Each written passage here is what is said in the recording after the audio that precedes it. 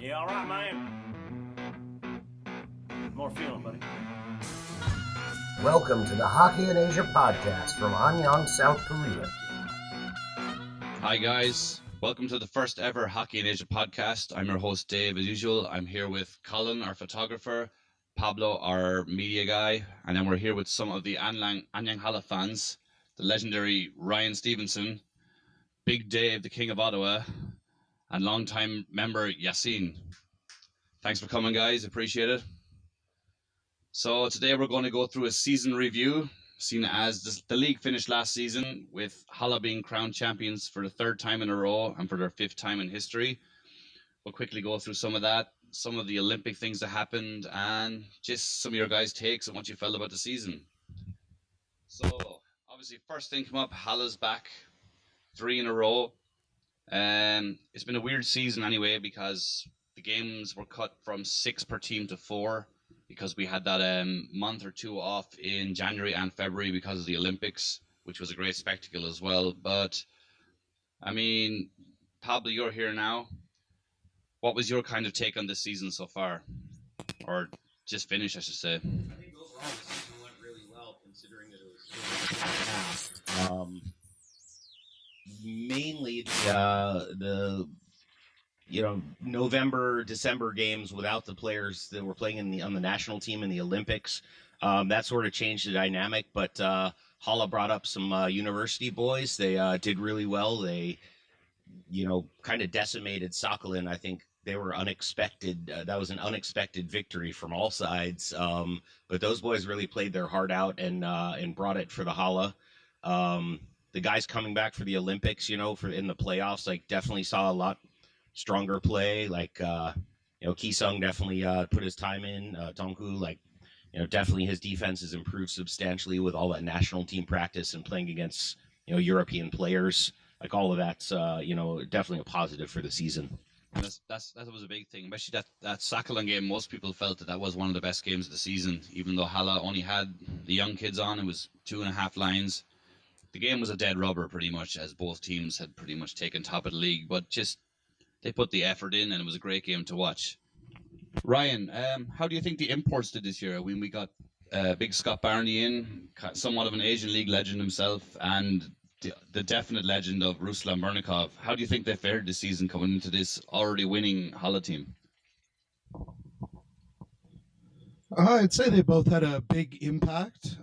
They played on the same line together for most of the season, along with Woo-Sang, and that line certainly for a third line stepped up. I would say that they certainly were entertaining characters to get to meet off the ice, and it was fun to see them on the ice as well. That was really good, yeah, because I mean, for a while, the Hala seemed to be going a little bit slow at the start of the season. Obviously, they had a lot of preseason tournaments, preseason games, or games in various places. But the third line really picked it up. And I mean, for a lot of games, they carried them goal-wise. I mean, I think Bernikov, Barney, and Woo-Sang, or not Woo-Sang, or was Woo-Sang with it? Yeah, it was Woo-Sang, yeah.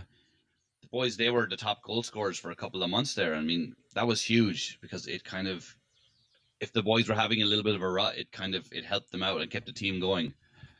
So Colin, how was the season for you? I know you took a lot of photos, so you got to see all of the games, but how did this season turn out for you? I mean, both spectator-wise and photographer-wise.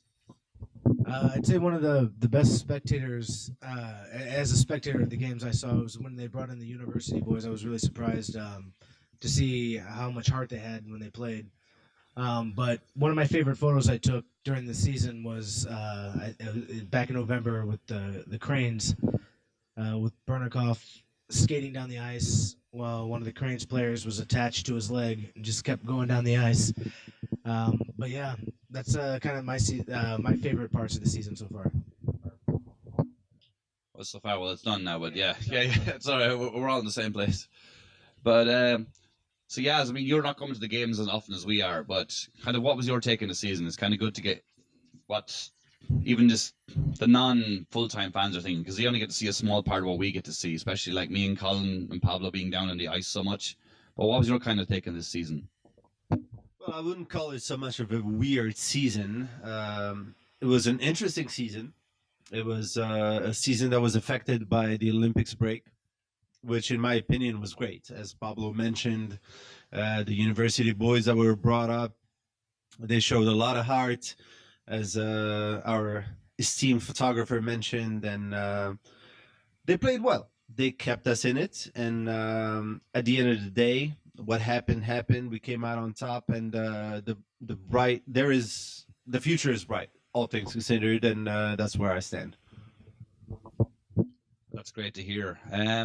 I think the big shock of the season was that it wasn't another Sakhalin Hala final for the third year in a row.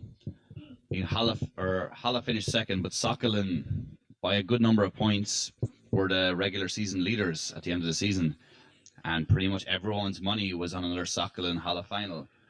But the Eagles surprised everyone, coming from the last playoff spot. They went to 3 games in their qualifier round. They went to 5 games in the semi-final against Sakhalin, and they got 4 games out of Hala as well. So, I mean, big day. What's your take on this? I mean, this is a team that came out of absolutely nowhere, weren't expected to do anything, and they made everyone sweat. Absolutely. I think they finished the season in 5th place, and they did a wonderful job. They played with a lot of heart in the final, with Anyang, and in the semifinal, really, blew away my expectations personally as a fan. I thought it would be an easy ride for Sakhalin, and they ended up losing the series. So what can you say? They played with a lot of heart. Well done to them. Kudos to the whole team. Ryan, do you think that there was a long break? So in January, February, because of the Olympics, there was a very large break. A lot of the Hala players we felt might have been cold coming in, whereas the Eagles, they had the Japan Cup, which I think they won pretty easily. They also had 3 games in the qualifying playoff game and 5 games in the semifinal, whereas Hala had 4 games and then was into the finals. Do you think that kind of is what boosted the Eagles along to get them into the finals? Well, I'd say that definitely playing with your regular team as a unit under the same system is going to help for consistency, and it's only going to improve things. Whereas, Hala being divided, playing under a different system, different teammates, part of them, then coming back and getting reacquainted, it does pose some problem there. OG, I think even Martinick said, was the hottest team in Asia going into the playoffs, and I think that they had to use so much energy to get past Sakhalin, and I think that's the only reason we didn't see them maybe at their best in the finals when they played us. That's a very, very good point. I mean, they did expend an awful lot of energy. They played 8 games as opposed to Hala's 4 to even make the finals. And then another 4 games on top of that. So, I mean, their boys could have just been gassed. So who knows? Obviously, we know some of the Hala team players, the national team players for Hala, I mean, they've been playing non-stop. So they're not going to use tiredness as an excuse. But, I mean, it works both ways. But they were both the hot teams coming in. They both won 2 or 3 games in a row coming into the finals. So we expected a pretty decent series, and we got some pretty good games out of it. Coming on to that now. So Colin, coming up, obviously you've been watching all the games. So what was your favorite game to watch, I suppose, of the season for you? If you think of anything of note. Like I said before, just the playoff games and the finals were exciting to watch, to be a part of. Again, but I want to say I really enjoyed watching the Olympic warm up games that they had at the Hala Arena. Those are some pretty fun games to watch as well. Yeah, I suppose they were really good games for the fans, as we got to see the eventual gold medalist Team Russia playing in, well, the Olympic athletes from Russia. They weren't allowed to be called Team Russia, but they played in the home rink here in Anyang, so it was a fantastic opportunity for all of us to see players of a higher caliber and just a couple of legends like Kovalchuk and stuff like that. We'd never get to see before. Ryan here is a Red Wings fan, and he's seeing players here that he probably would have had to pay an extortionate amount of money to see from a very far distance in Detroit. I remember paying $2.25 per gold ticket to go and see the Red Wings playing in Toronto. So, yeah, it was a bit better price to see them here. So, Yaz, what was it like for you, I suppose, this season? Was there any highlights or any outstanding game moments for you or anything? Yes, absolutely. It was awesome to see that the Eagles played throughout the season all along and without any discontinuity. And the fact that a fractured Anyang Hala team was able to finish in second place and do what they did at the end was a great thing. And speaking on the fact that the Russian team was a very strong competitor early on, and it's great for the league, and it's good for the diversity overall, and it's nice to throughout the adversity that Anyang Hala has faced in the season, we came out on top, and that's the thing that I keep coming back to, and those are the facts. And I think that seems to be a big thing for a lot of the fans. Is obviously the last two finals against Sakhalin have been great games for different reasons on and off the ice. But I think a lot of people were happy to see a new team getting into the mix and kind of breaking up the big top two that have been there for the last couple of seasons. But let's switch over now a little bit to the Olympics. Obviously, this was a huge season, especially for all of us here based in Korea, whereas we actually got to host the Winter Olympics and we got to see an obnoxious amount of hockey, which was fantastic. So most of us have been up to games and we've seen them on TV. Pablo, what was kind of your take of some of the teams, well, especially mainly Korea anyway? What was your kind of main things you thought about Korea playing in the Olympics? I think the big thing to take away is that I would say most of those teams from other countries came here expecting Korea to just be a pushover. And really, other than the Switzerland game, there was not a game there that was an easy game for them to win. I mean, everybody expected Korea to lose every game. Let's be honest. It's like, their ranking is a lot lower than those countries, but they definitely showed their force. The greatest thing about it is I feel for the Korean players, especially. It's like, yeah, the Korean national team's got 7 Westerners on it. But for the actual Korean players, it raised their expectations of themselves more than anything, and that's the important thing. It raised the country's expectations too. Like now, certainly in the finals, there were more fans in the seats at the Hala Arena than there typically have been in the past few years.